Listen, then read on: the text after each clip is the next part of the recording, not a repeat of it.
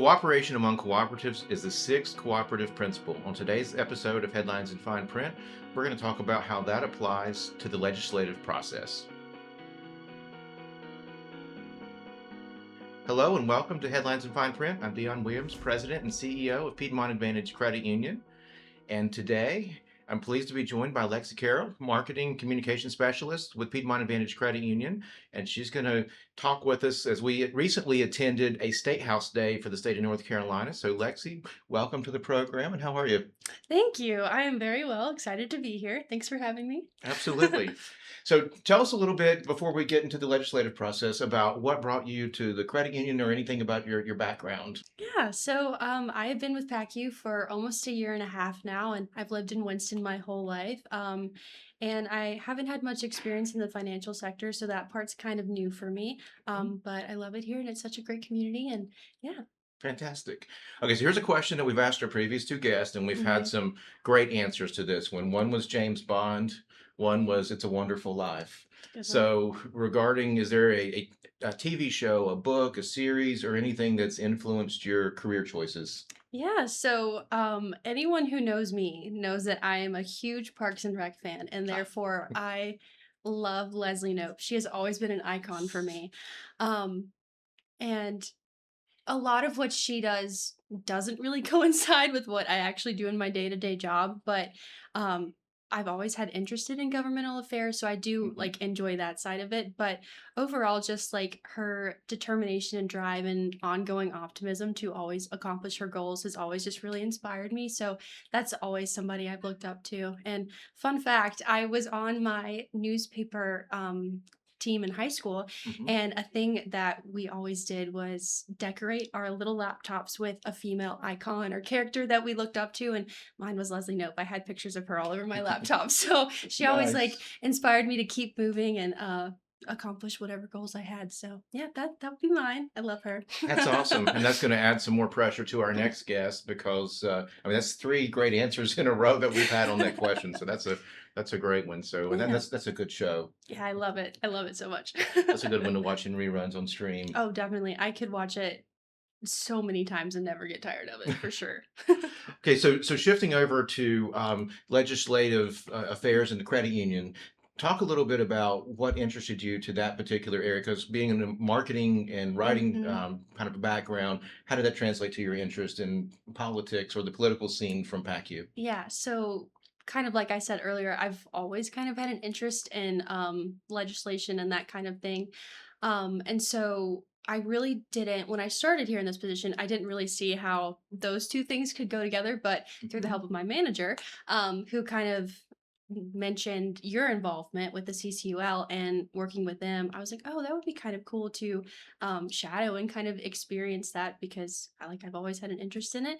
And through learning more about it and what it actually looks like, I can kind of see the correlation now because marketing is very focused on storytelling and showing people like the purpose of credit unions and our Right. goals. And that's a big part of lobbying too, is getting those elected officials to understand what our goals are and therefore push Right. legislation that will help us. So Very good. And when you mentioned CCUL, that's the Carolinas Credit Union League. mhm. So did you want to talk a little bit about the State House Day that you participated in recently? Yeah, that was such an awesome experience. Shout out to Carolina's Credit Union League. That was a really cool experience for me, especially to get my feet wet. But there are a lot of people that have been very involved in this stuff for years. And it was just cool to not only see all of these important figures in credit unions come together and work on something that, aligned with their beliefs, but it was also really cool to actually sit down and speak with some elected officials and hear their understanding of credit unions and their understanding of the legislation that's currently being worked on to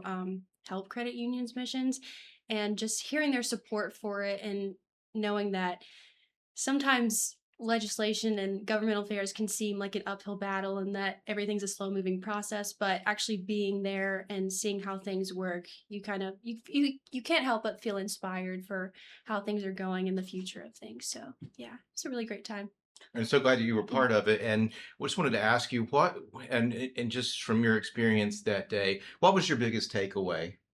So my biggest takeaway from the day is it honestly just kind of lit a fire in my belly to keep trying to pursue something like this.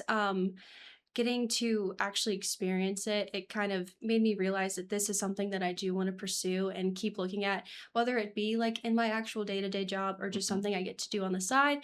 I really just like it because it's important. And I feel like a lot of regular people going about their lives, you don't really see what happens behind the scenes and as far Right. as government goes.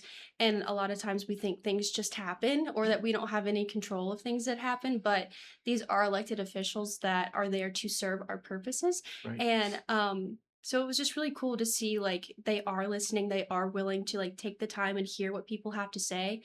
And yeah, just knowing that your voice has a purpose, and once you find something you're passionate about, there are ways to get involved and work on things or support legislation that ultimately supports our communities. So that was my biggest takeaway, I would say. That's fantastic. Yeah. And earlier in my career, I had kind of similar interests coming in. And my wife always said, I'm not going to let you go into politics because it gets, the whole family gets drug into it kind of thing. But Yeah. I kind of found my place in the world to be Mhm. active in it through credit unions because that's something that generally, no matter what side of the aisle you're on, credit unions are kind of a popular topic because we do Mhm. good things in the communities and help out folks. But the things that I had to learn, being my impatient self, is that sometimes the best offense is a good defense because we did a podcast last year on the big beautiful bill, and we were Mhm. worried there could be some takeaways from credit unions in that. Thankfully, that didn't happen because we had the relationships, but also just making those relationships that we make. Because that particular day, we weren't really asking for anything. Mhm. It was just more of a this is who we are and this is Yeah. what we do. And there is legislation we're hoping the state will pass because the last time the Credit Union Act was updated in North Carolina, I don't believe either of us were born yet. Yep. So it's kind of needing an Mhm. update, but you just form those relationships for that purpose. So Yeah. on the other side of the coin, though, was there anything from the day that surprised you? Hmm. I wouldn't say it necessarily surprised me because with my background, I kind of Mhm, understand how busy these people are, but I would say like the most interesting part of it was how quickly we had to move. Like mhm. a lot of the time we were running around trying to catch somebody and we would just miss them, or we were only able to talk to them for 5 minutes. But even still, I think it was nice enough that even if they only had 30 seconds, they took the time to at least hear what we had to say. So that was probably, I was expecting it, but I wasn't. But I thought that was an interesting part. So, So if you were, and I'm thinking back to my college days when you come up with model legislation. Just if I could do this for one day, what would it be? So mhm. if there was a piece of credit union legislation, either the national or state part, what would you come up with that could Oh. really change how we do business for the better? That is a really great question. Um, hmm. The answer that comes to my mind instinctually, I feel kind of bad because I'm not coming up with it. It's actually part of the legislation they're working on now, but it's allowing credit unions to have more wiggle room into the areas they Mhm. serve because there are a lot of banking deserts out there that banks are pulling out of, and credit unions, because of the legislation red tape, aren't able to go into those communities and serve them. So that would be something I would really push for. Is it's good to have set boundaries for where credit unions can and can't go. I see the reasoning behind that, but I also think if a community is underserved and there are people there that are restricted financially, let credit unions come in. You know what we stand for, you know our values, and you know we're coming in to help them. So I would push more for that. And that is absolutely a centerpiece of the legislation. Great Yep. answer. So we're hoping that goes through because it is right now in conference, attached to a different bill, which is not uncommon in the Mhm. political system that different ideas come together on one bill. But we'll keep our eyes on that in this short session. So I just Mhm. wanted to ask also, did you have any questions for me from any of my experiences or from the political process I've gone through? Yeah, I guess kind of personally, what would be like for someone that is interested in this but doesn't know much about it, or like me, I'm just getting started, what kind of like advice would you give to someone that's trying to pursue or like get into lobbying or yeah. The first part is depending on if you're a credit union professional, Mhm. we have chapters, for example, throughout the Carolinas, and that's where you'll hear some things come up. But also, you can do research. The Carolinas Credit Union League has a website, And there's also national websites, CU Insight, CU Times. They have kind of issues of the day that's going Mhm. on. So I would say one thing is just kind of the awareness of what's going on, because during the big beautiful bill, it was the tax exemption, and Mhm. just in case any bankers are watching today, credit unions pay all kinds of taxes. We have an federal income tax exemption, but we're not for profit. We give money back to our members, so that's why Mhm. that exemption is both deserved and earned in the real life practice. But that's one thing, is just an education of what the issues are. When I was first starting in credit unions, and this was in, let's see, I'm going to say 1997.